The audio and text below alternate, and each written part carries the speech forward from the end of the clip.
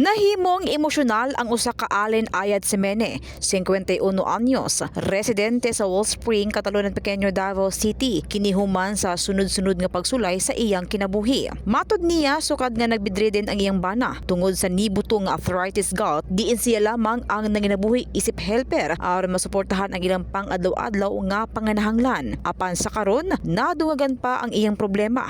Human na admit ang iyang inahan tungod sa sakit nga high blood nga karon naa sa komatos nga kahimtang. Hindi ko diri ma'am kay gusto na ako nga magayo og tabang basin matabagan ko ninyo.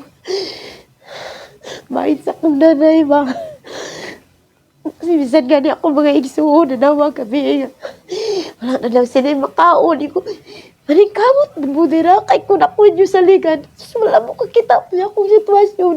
Tungod sa grabe nga mga hagit nga iyang giatubang, wala na kini mahibalo kung unsaon magpadayon. Busa giabisuhan kini nga ipalawom sa PCBS counseling sa Emilia Mindanao Souvenir Center aron matabangan og matagaan og saktong paggiya. Sa pagkakaron adunay giturn over nga bugas gikan sa Demery Foundation. Kini isip dugang tabang ngadto kay Allen nga nagatubang sa dakong hagit sa kinabuhi.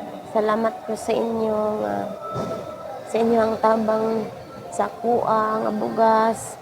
Salamat sa inyo mga kasing-kasing kaluoy sa ako nadawat nga bugas.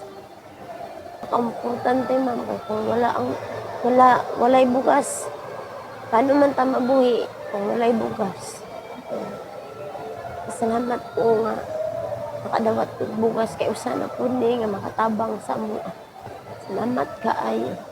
In the heart of changing lives, ako si Brigada Justin Rose Pabi, kauban ang One Tahanan Party List sa 93.1 Brigada News FM Davao, The Music and News Authority.